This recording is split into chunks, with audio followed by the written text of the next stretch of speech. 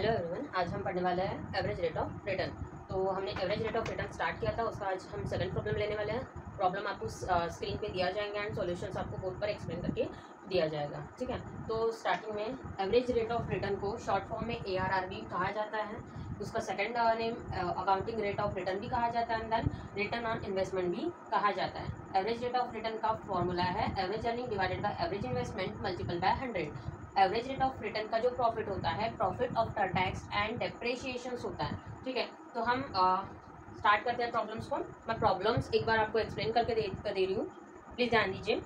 Consider the following investment opportunity. A machine is available for purchase at cost of ₹80,000. We accept it to have a life of 5 years and to have a scrap value of ₹10,000. At the end of the 5 years period, we have estimate that it will generate additional profit over its life as follows. Years दिए है, first to 5 years दिए है and उनकी amount दिए। The estimate are of profit before depreciations you are required to calculate accounting rate of return. इस problem में हमें years दिया है 5 और उसकी अमाउंट्स दी है। उन्होंने यहाँ पे स्क्रैप वैल्यू भी दी है और वो बोल रहे हैं अभी हमको accounting rate of return, it means average rate of return हमको निकालना है। क्वेश्चन हमको समझ गया है, अब हम पढ़ेंगे आंसर की ओर। तो स्टार्ट करते हैं।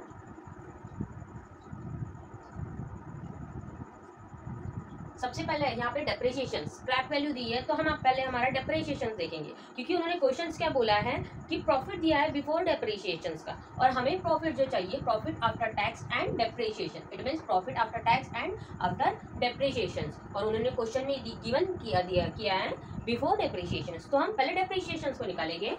तो फर्स्ट डेप्रिसिएशन का फॉर्मूला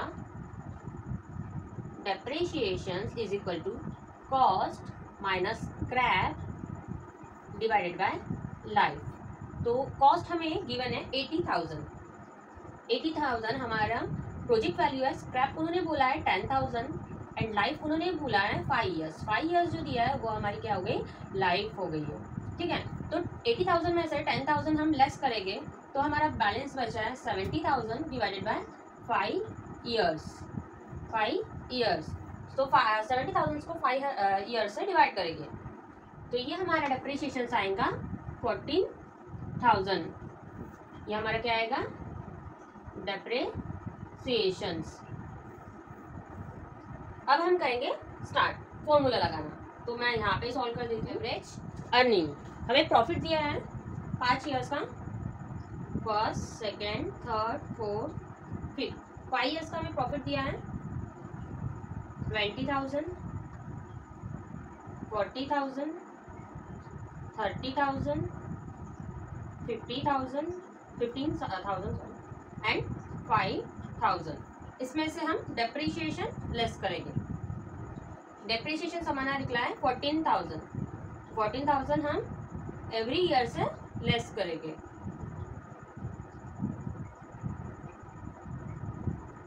तो हम इसका आंसर निकालेंगे। अभी 20,000 में से 14,000 गए तो 6,000 बैलेंस, 40,000 में से 14,000 गए तो 26,000, 30 में से 14 गए 16,000, 15 में से 14 गए 1,000 एंड 14 में से 5,000 गए तो बैलेंस बचे लेस में 9,000। लेस इट मीन्स माइनस में आंसर आया, इसलिए हमने ब्रैकेट किया है। तो अभी हम इसको पहले प्लस करेंगे चारों को। 25,000 plus 5 30,000, 32,000, 32,000 plus 10,000 42,000 plus 1,000 43,000, 43,000 plus 6,000 43,000 plus 49,000। तो हमारा जो प्लस का आंसर है 49,000, उसमें से हमें 9,000 लेस करना है। इट मीन्स एवरेज अर्निंग हमारा कितना हुआ, 40,000। हमारा एवरेज अर्निंग कितना हुआ, 40,000। अब हम लगाएंगे फॉर्मूला। फॉर्मूला है 40,000 एवरेज इन्वेस्टमेंट। एवरेज अर्निंग का फॉर्मूला लगाएंगे। एवरेज अर्निंग का फॉर्मूला है total of earning divided by number of years, total of earning divided by number of years, ये हमारा एवरेज अर्निंग का फॉर्मूला है। तो 40,000 हमारा है, 40,000 हमारा एवरेज अर्निंग निकला है। एवरेज अर्निंग को हम 40,000 को हम डिवाइड करेंगे नंबर ऑफ ईयर से, 5 ईयर्स मिले हैं और 5 8 40 हो गए, तो हमें हमारा जो एवरेज अर्निंग आया है वो आया है 8,000 रुपीज़। सेकेंड हम निकालेंगे average investment.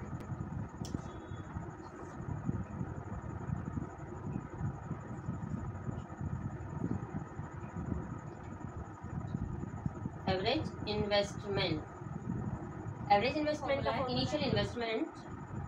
Initial investment divided by 2, but इसमें इन्होंने इन प्रॉब्लम में स्क्रैप भी दिया है, तो स्क्रैप को हम करेंगे लेस। इसमें दो टाइप्स के ये हम दो टाइप से सॉल्व करेंगे, क्योंकि as per author as per book उन्होंने प्लस किया है स्क्रैप को, पर एज पर माई अकॉर्डिंग इसको हम लेस करेंगे। स्क्रैप को लेस किया है क्योंकि वो वेस्टेज है, तो वो वेस्ट हुआ है, इसलिए हम इनिशियल इन्वेस्टमेंट से जो ओरिजिनल अमाउंट है उसमें से हम क्या करेंगे, लेस करेंगे। तो इनिशियल इन्वेस्टमेंट हमें गिवन है 80,000 रुपीज़, 80,000 रुपीज़ लेस 10,000 का हमें स्क्रैप दिया था डिवाइडेड बाय 2। इनिशियल इन्वेस्टमेंट में 70,000 हमारा 80,000 में से 10,000 लेस हुआ है, तो 70,000 डिवाइडेड बाय 2 हमारा आएगा 35,000, ये हमारा आएगा 35,000। अब हम लगाएंगे एवरेज रेट ऑफ रिटर्न का फॉर्मूला। शॉर्ट फॉर्म में लिख रही हूँ, average rate of return is equal to average earning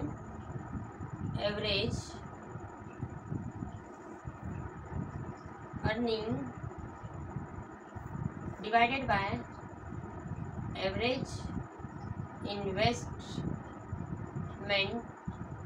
multiple by 100 is equal to average earning. Average earning हमने निकाले थे, तो हमारा एवरेज अर्निंग आया था 8,000 rupees divided by average investment हमारा निकला है 35,000 multiple by 100 is equal to 8,000 divided by 35,000 multiple by 100।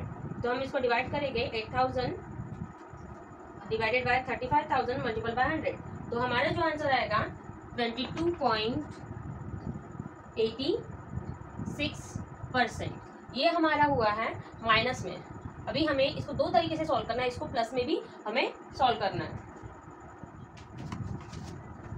हमने इसको एक बार माइनस में सॉल्व किया है, तो हमारा ARR आया है 22.86%। अब हम इसी को प्लस में सॉल्व करेंगे, तो मैं यहाँ से यहीं पे सॉल्व करके दे रही हूँ। Average investment is equal to initial investment plus scrap divided by 2। Initial investment हमें गिवन थी 80,000 रुपीज़, हमारा स्क्रैप वैल्यू था 10,000 रुपीज़ डिवाइडेड बाय 2, तो ये हमारा हुआ 90,000। 90,000 डिवाइडेड बाय 2, तो हमारा जो आंसर आएगा एवरेज इन्वेस्टमेंट वो आएगा 45,000। अभी हम ARR का फॉर्मूला लगाएंगे। ARR average rate of return is equal to average earning divided by average investment multiple by 100। तो हम फॉर्मूला लगाएंगे। एवरेज अर्निंग हमने ऑलरेडी निकाल चुके थे, इसके पहले इसमें लिखा है 8,000 हमारा एवरेज अर्निंग निकला था।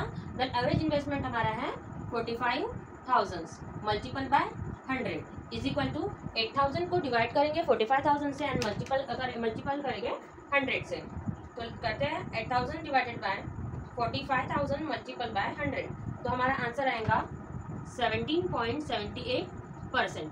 ये डिफरेंस है इसमें प्लस का एंड इसमें लेस का, ठीक है। तो इसका अभी हमने ARR निकाले एवरेज इन्वेस्टमेंट के ऊपर, अभी हमें निकालना है ARR ऑन इनिशियल इन्वेस्टमेंट पर, ठीक है। तो अब हम ARR इनिशियल इन्वेस्टमेंट में निकालेंगे।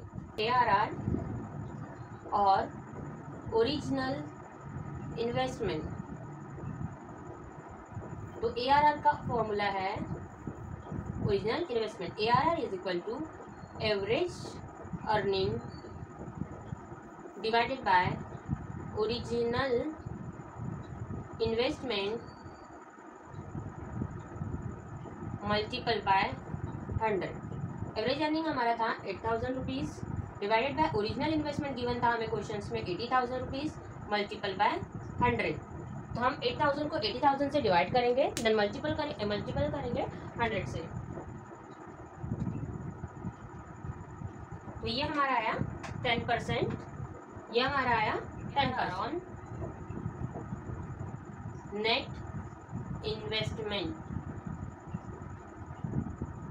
ARR on net investment. तो इसका फॉर्मूला है ARR is equal to average earning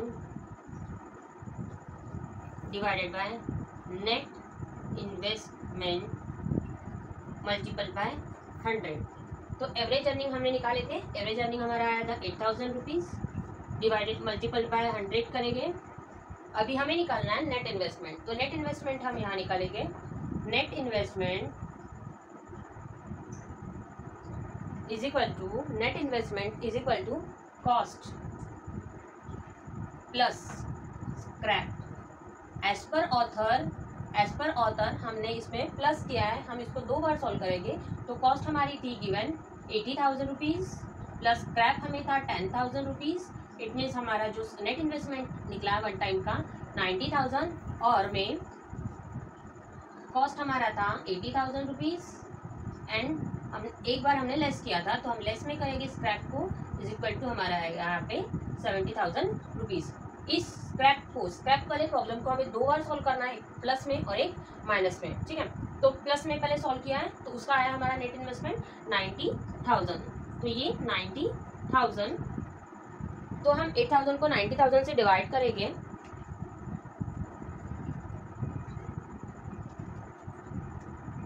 multiple करेंगे 100 से, तो हमारा ये आंसर आया है 8.89%।